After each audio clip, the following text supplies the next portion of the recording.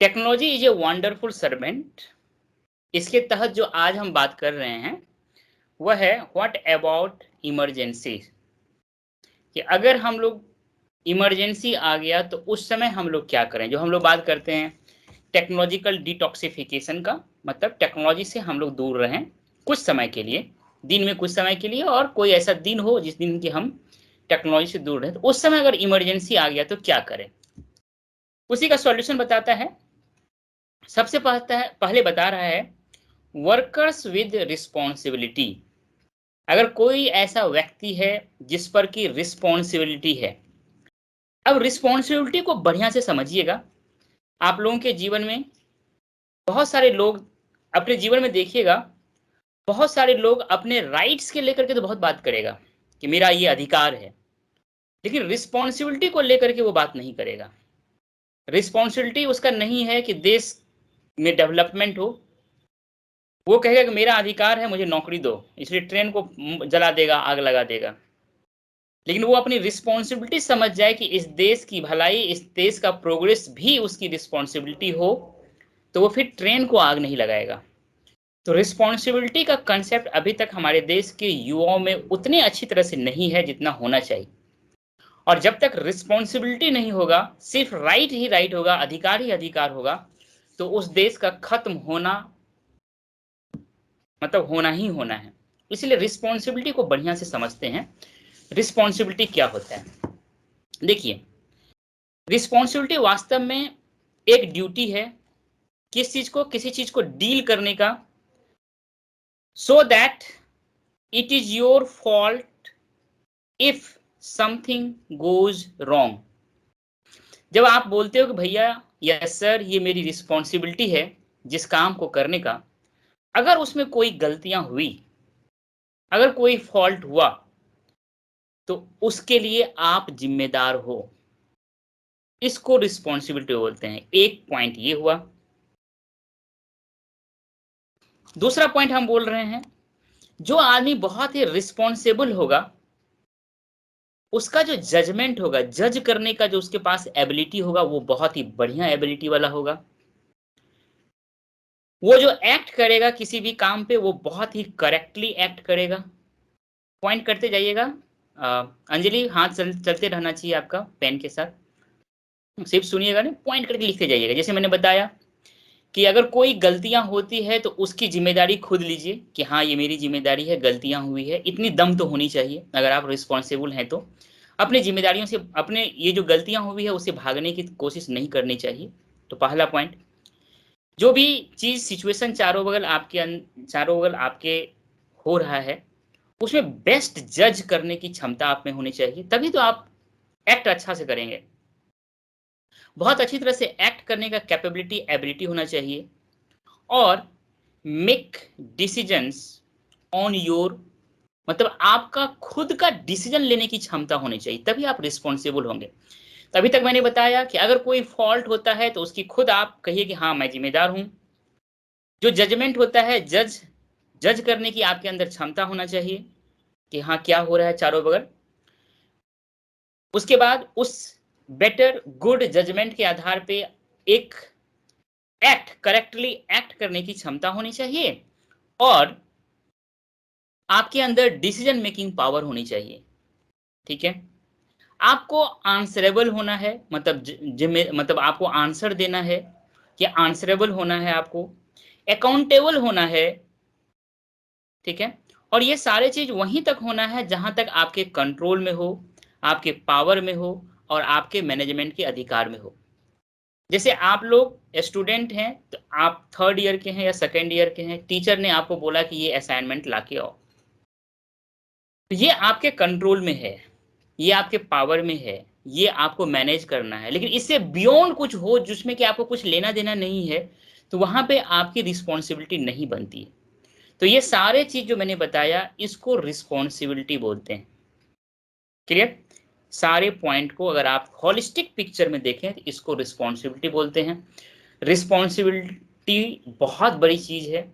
जिस देश के यूथ रिस्पॉन्सिबल हो जाते हैं और तब बात करते हैं अपने अधिकार का, जिम्मेदारी के बाद जब अधिकार की बात करता है, जैसे आप हमारा संविधान जो है उसमें 2 है, एक फंडामेंटल राइट की बात करता है ना? और दूसरा फंडामेंटल ड्यूटीज़ की बात करता है। तो राइट एंड ड्यूटीज़, तो हम लोग ड्यूटीज़ के बारे में ज़्यादा बात करते नहीं, कर्तव्य के बारे में बात करते नहीं। जब कर्तव्य के बारे में बात करेंगे तो आपको रिस्पॉन्सिबिलिटी के बारे में भी बात करना पड़ेगा, ज़िम्मेदारी के बारे में बात करना पड़ेगा। तो जब हमारे देश के यूथ, यंग मतलब सारे लोग ड्यूटीज़, रिस्पॉन्सिबिलिटी के साथ-साथ राइट की बात करें, अधिकार की बात करें, तभी वह देश महान हो सकता है, आगे बढ़ सकता है। क्लियर? अब हम बात करते हैं किस पे? टू द पॉइंट आते हैं। कहते हैं वर्कर्स विथ रिस्पॉन्सिबिलिटी, ऐसा व्यक्ति जिसके पास रिस्पॉन्सिबिलिटी हो, किसका? For your young children, elderly parents और डिसेबल्ड रिलेटिव्स। जो बच्चे हैं, जो बुजुर्ग हैं और आपके रिश्तेदार जो कि डिसेबल्ड हैं, उनकी अगर आपके पास रिस्पॉन्सिबिलिटी है, तो आपको जब भी अनप्लग करने की बात हो, जब भी आपको टेक्नोलॉजी से दूर करने की बात हो, तो आप वहाँ पे कंफर्टेबल फील नहीं करेंगे, क्योंकि आपके पास रिस्पॉन्सिबिलिटी है कि अगर आप टेक्नोलॉजी से दूर रहेंगे, कम्युनिकेशन जितने भी मीडियम है उससे अगर अपने आप को दूर करेंगे, तो किसी भी इमरजेंसी अगर सिचुएशन हो गया, तब फिर आपको इन्फॉर्मेशन तो मिलेगा ही नहीं। तो ये सारे सिचुएशन के बारे में ये बोलता है कि हाँ, ये बहुत सही है आपने जो कहा। This is an absolute valid concern, ये जो आपका कंसर्न है ये बिल्कुल एब्सोल्यूट है, बहुत ही वैल्यूड है। सॉल्यूशन फिर क्या है? कहता है solution however is not to be available to everyone at all times. कहता है इसका मतलब ये सॉल्यूशन नहीं है कि आप हर किसी के लिए हमेशा, एवरीवन एंड ऑल टाइम्स, हमेशा के लिए और हर व्यक्ति के लिए अवेलेबल हो, ये सॉल्यूशन नहीं है। ये बात याद रखिएगा, ये बहुत इंपॉर्टेंट लाइन है। Solution is not to be available to everyone at all times, हमेशा और हर किसी के लिए अवेलेबल रहना ये सॉल्यूशन नहीं है।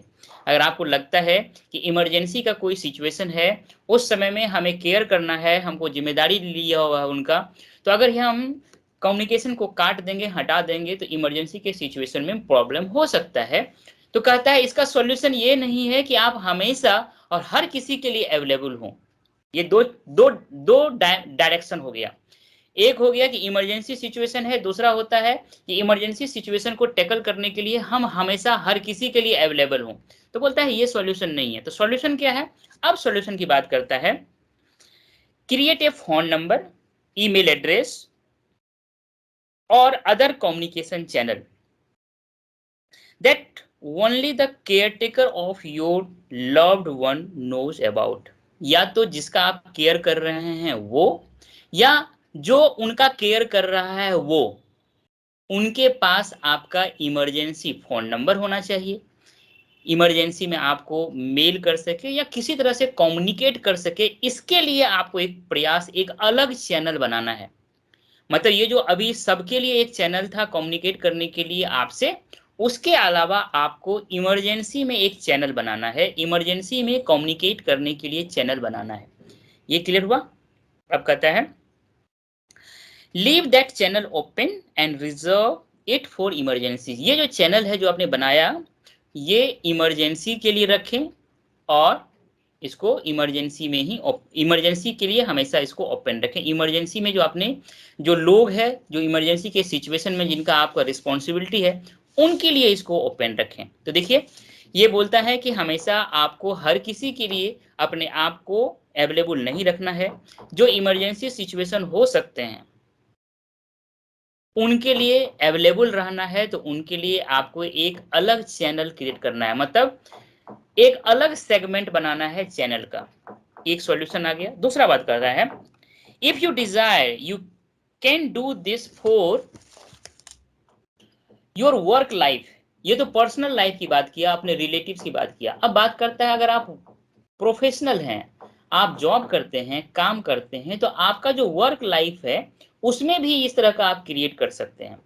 गिव योर बॉस और की क्लाइंट्स, या तो आप अपने बॉस को या ऐसे क्लाइंट्स जो आपके लिए बहुत मायने रखते हैं, बहुत इंपॉर्टेंट है, क्लाइंट मतलब ग्राहक, ए वे टू रिच यू, एक ऐसा तरीका दें, एक ऐसा चैनल बनाएं जिससे कि वो आप तक पहुंच पाए। Reach you that no one else has, वह चैनल किसी और के पास अवेलेबल न हो, वो सिर्फ आपके बॉस या आपके इंपॉर्टेंट क्लाइंट्स के पास ही हो। यू कुड आल्सो प्रोग्राम, अब कहता है ये तीसरा पॉइंट बता रहा है, आपको एक ऐसा प्रोग्राम भी डेवलप करना होगा, या ऐसा कोई प्रोग्राम है तो उसको आप अपने पास अपने मोबाइल में लैपटॉप में रखिए। उस प्रोग्राम के द्वारा वो प्रोग्राम क्या करेगा, योर ईमेल मैनेजर, वो आपके ईमेल को मैनेज करेगा ऑटोमेटिकली, और उसमें वो सॉर्ट आउट करेगा कि कौन सा ईमेल है जो कि बहुत ही इमरजेंसी का है और कौन सा है जो नहीं है। जो इमरजेंसी का है उसको एक फोल्डर बनाएगा, उसमें रीड फर्स्ट जो फोल्डर होगा उसमें उस इमरजेंसी जो मोस्ट इंपॉर्टेंट मैसेज है, ईमेल है, उसको उसमें डाल देगा। तो इस तरह से एक प्रोग्राम भी डेवलप कर सकते हैं। मतलब एक तीसरा चैनल की बात कर रहा है। मतलब अभी तक 3 पॉइंट की बात किया हूं, इन तीनों में ये एक अलग चैनल बनाने की बात कर रहा है, कम्युनिकेशन का एक अलग चैनल बनाने की बात कर रहा है। क्लियर हुआ? जो जनरल चैनल है उससे अलग चैनल की बात कर रहा है। अब जो सबसे मोस्ट इंपॉर्टेंट है, लाइन लास्ट है, कहता है दूसरे शब्दों में हम क्या कह सकते हैं, segment your communication channel. Segment का क्या मतलब होता है, पार्ट। सेगमेंटेशन, सेगमेंट मतलब होता है एक अलग पार्ट बनाना, एक अलग टुकड़ा बनाना, एक अलग चैनल बनाना जो कि पहले वाले से अलग हो, सेगमेंट कर दिया, अलग कर दिया। सेगमेंट योर कम्युनिकेशन चैनल मतलब जो जनरल कम्युनिकेशंस का मीन्स था, जो माध्यम था, उसके अलावा एक अलग आपने चैनल बनाया, सेगमेंट कर दिया। So that only frogs, frogs मतलब क्या हुआ यहाँ पे, मोस्ट इंपॉर्टेंट। सावन, फ्रॉग मतलब क्या हुआ वो, यहाँ पे फ्रॉग का क्या मतलब है बताओ।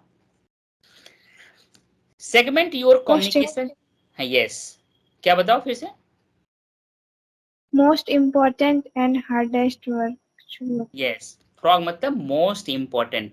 कहता है that only frogs can hop, HOP, hop, hop मतलब jump, into your castle of concentration. ये बहुत इंपॉर्टेंट लाइन है। कैसल का मतलब होता है दुर्ग, और कंसंट्रेशन का मतलब होता है ध्यान। जब आप कोई काम करते हैं तो वहां पे अगर बहुत ही कंसंट्रेशन के काम साथ काम कर रहे हैं तो आप कंसंट्रेशन के चारों बगल एक दुर्ग बना दिए कि कोई भी अनवांटेड चीज उसमें नहीं आ सकता है। तो कहता है कि अगर आप इमरजेंसी के लिए एक अलग सेगमेंट बना दिए, एक अलग चैनल बना दिए, तो जो सबसे मोस्ट इम्पॉर्टेंट होगा वही आपके इस कंसंट्रेशन, जो ध्यान केंद्रित किए हुए हैं एक खास काम पे, उसके लिए जो एक दुर्ग बना हुआ है, कैसल बना हुआ है, उसमें इंपॉर्टेंट काम ही जंप कर सकता है, वो इंपॉर्टेंट काम ही आपको डिस्टर्ब कर सकता है। इसके अलावा अन्य जितने भी चीज हैं उनको आप बाहर कर पाएंगे और आप कंसंट्रेट कर पाएंगे अपने कामों पे। अब हम बात करते हैं कंसंट्रेशन क्या होता है, ध्यान क्या होता है। द एबिलिटी टू थिंक, ये थिंक, कंसंट्रेशन क्या होता है, the ability to think carefully about something you are doing. जो कुछ भी आप कर रहे हो उसके बारे में अगर आप बहुत ही गहराई से सोच रहे हो, थिंकिंग, थिंकिंग से जुड़ा हुआ है कंसंट्रेशन। आप सिर्फ रीडिंग मार रहे हो तो उसमें कंसंट्रेशन नहीं भी रहेगा तो चलेगा, लेकिन जो पढ़ रहे हैं उनके बारे में जो सोच रहे हो, समझ रहे हो, मैंने बताया था स्टडी के 4 डायमेंशन हैं, है ना, reading, understanding, interlinking and expression. Expression in 2 forms, writing के फॉर्म में एंड ओरली। तो ये जो आपका अंडरस्टैंडिंग वाला पार्ट है, उस अंडरस्टैंडिंग वाले पार्ट में आपको थिंकिंग करना पड़ेगा और वहां पे हाईली कंसंट्रेशन होने का जरूरत होता है। तो ये जो कंसंट्रेशन का मैंने बताया, इसमें क्या हुआ कि एक्सक्लूसिव जितने भी अन्य चीज हैं उसको छोड़ करके एक्सक्लूसिवली उसी चीज पे जब आप फोकस करते हैं जिस पे आप काम करते हैं, इसको कंसंट्रेशन करते हैं। फोकस्ड अटेंशन होता है, जो आपका फोकस अटेंशन जो होता है, जो ध्यान होता है, जब उसको आप फोकस कर देते हैं, बिल्कुल एक जगह फोकस कर देते हैं, तो उसको कंसंट्रेशन कहते हैं। तो कहता है कि जो आपका कंसंट्रेशन का दुर्ग है, जो एकदम ध्यान को केंद्रित किए हुए हैं, सारे डिस्टरबेंस से अपने आप को अलग हटा लिए हैं, उसमें वही चीज जंप करना चाहिए जो मोस्ट इंपॉर्टेंट है। अन्यथा जो रिलेवेंट नहीं है, जो डिस्टर्बिंग एलिमेंट है, जिसका कि आपसे कोई कंसर्न नहीं है दूर दूर तक, उन सारे चीजों को आप इस कंसंट्रेशन के दीवार में, दुर्ग में जंप करने की इजाजत न दें। इसीलिए आपको एक अलग चैनल डेवलप करना पड़ेगा, जो मैंने अभी बताया।